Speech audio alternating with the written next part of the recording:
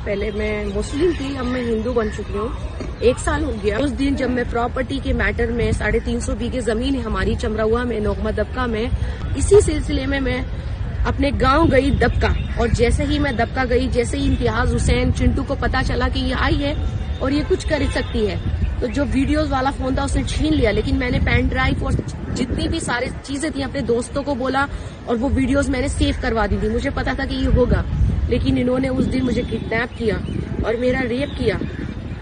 एक एक करके 1-1 घंटे बाद इन्होंने मेरे दोनों हाथ पैर बांध दिए थे, और ये दोनों पैर बांध दिए थे रस्सियों से कि मैं अपने हाथ पैर ना चला सकूं। मेरी दोनों लेग ओपन करके इन्होंने मुझे एक एक करके बलात्कार किया। मेरे ताऊ के बेटे हैं लतीफ मौलाना, जो मस्जिद के मुतवल्ली हैं, एंड इम्तियाज हुसैन चिंटू और अफसार हुसैन, असरार हुसैन, जिन्होंने मेरी मोम का भी बलात्कार किया। वहाँ बहने थे, इन्होंने मुझे धोखे से उस सब लोग मिलके मेरा एक एक करके बलात्कार करते रहे और बेल्टों से मारा। और ये टैटू बनाने पर यहाँ पर इतनी बेल्टें मारी और ये पूरे निशान हैं, ये पूरी बॉडी खरोच ली इन्होंने और मुझे बेल्टों से मारते रहे। मेरी पूरी चीखें, मेरे अंदर कितना दर्द था, मेरे आंसू भी नहीं आ रहे हैं, अब मुझे ब्लीडिंग हो रहा है। उस दिन से मेरा ब्लीडिंग स्टॉप भी नहीं हुआ, मुझे इन्फेक्शन, कल मैं हॉस्पिटल ट्रीटमेंट हुआ। जब मैं नंगी थी, पूरे कपड़े उतार के इन्होंने ट्रेन के डब्बे में मेरे साथ रेप किया। 4 लड़कों को इन्होंने बुर्का पहनाया और बुर्का पहना के मुझे किडनैप करवा के इन्होंने बोला कि रेलवे ट्रैक पे फेंक देना। लेकिन पता नहीं, मैं भगवान से एक ही दुआ मांग रही थी कि कृष्ण भगवान मेरा साथ दो। पता नहीं किसी ने दरवाजा कैसे खोला और मैं अपनी जान बचाते हुए ट्रेन के डब्बे में भागने लगी मदद के लिए, हेल्प के लिए। वो 2 रातें मेरे ऊपर कहर की थी। मैं बता नहीं सकती कि जिस तरीके से इन लोगों ने मिलकर मुझे बेल्टों से मारा है और जैसे एक एक करके मेरे साथ रेप कर रहे थे, सिगरेट का धुआं मेरे मुंह पे छोड़ रहे थे। मेरे होठ पूरे अंदर से मुंह कटा हुआ है। इन्होंने कोई जगह मेरी ऐसी बाकी नहीं छोड़ी थी, यहाँ तक कि इन्होंने मेरे साथ जहां तक जुल्म की इंतहा नहीं। मैं एक ही बात चाहती हूँ कि मुझे इंसाफ मिले इन लोगों से। इन लोगों ने मुझ पे दरिंदगी की हद मेरा जिस्म नोच लिया और ट्रेन के अंदर भी नंगा रखने के बाद और बोल रहे हैं कि ये तो और लड़के बुला के अभी और भी मजे ले सकते हैं। ये बताइए, मैं अपनी ना मेरे जिस्म पे एक कपड़ा था ना पैंटी थी, बिल्कुल नंगी तनहा थी मैं। जब मैं ट्रेन से अंदर भागने के लिए लोग मुझसे बच रहे थे, ट्रेन के अंदर डब्बे में किसी ने मदद नहीं की। वहां से भागी बाहर की तरफ और वहां 1 घंटा आधा घंटा हो गया भागती रही अपनी जान बचाने के लिए। स्टेशन से बाहर तो एक कोई बेचारा लेटा था, उसकी चादर पकड़ के खींच के अपने जिस्म को ढका। शर्म आनी चाहिए तुम लोगों को।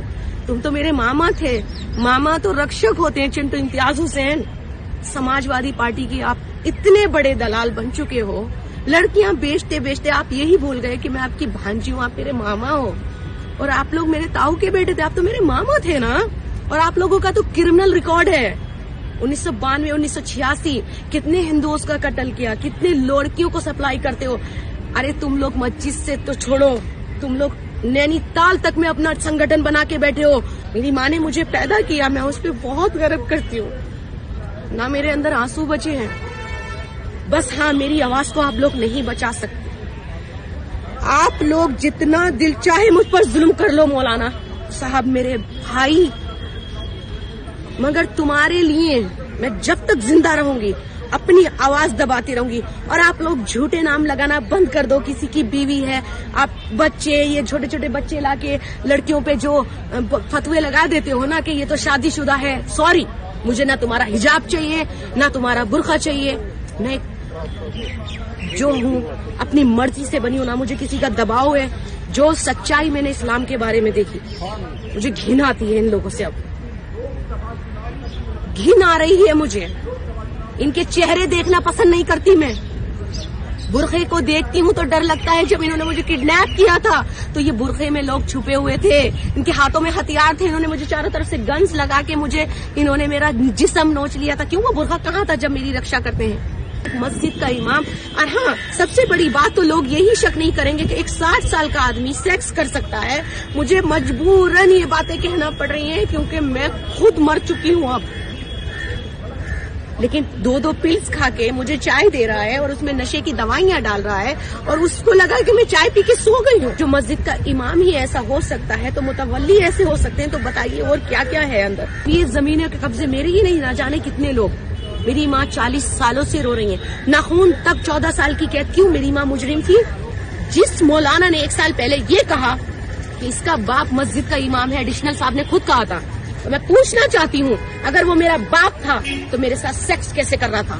ابو جان برقعے میں تو آپ ابو جان بولیں گے نا. اب میں آپ کی بیوی جان تھوڑی ہوں، میں تو آپ کی بیٹی بھی نہیں ہوں. تو آپ نے 2 لاکھ روپے جھوٹ بولا لے کر پولیس کو کہ میں آپ کی بیٹی ہوں. تو ابو جان آپ جو میرے ساتھ سیکس کرنا چاہتے تھے، جو آپ میرے اوپر چڑھنا چاہتے تھے نشے کی دوائیاں دے کر، کیا مطلب ہے کہ داڑھی کے پیچھے اور برقعے کے پیچھے بیٹیوں کا بلاత్కాر کرتا ہے ایک باپ؟ اس سے یہ ثابت ہوتا ہے کہ بیٹی کا بلاత్కాر ایک باپ بھی کر سکتا ہے. آپ پلیز میری مدد کیجیے، مجھے ان آتنکوادیوں سے بچا لیجیے، ان درندوں سے. یہ مجھے جان سے مار دیں گے.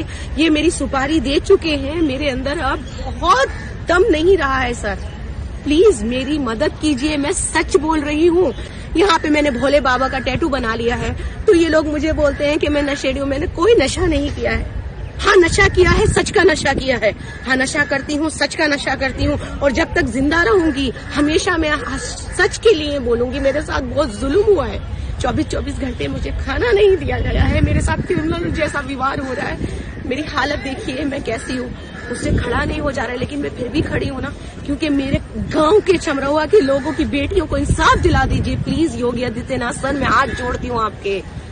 میں پرائم منسٹر مودی جی سے بھی اپیل کرتی ہوں، میں اپنے ہندوستان کے سارے بھائیوں سے اپیل کرتی ہوں کہ پلیز مجھے انصاف دلائیے. Please we want justice. میں اپنے کورٹ، اپنے سویدھان سے بھی بولنا چاہوں گی کہ مجھے جسٹس چاہیے. We want justice.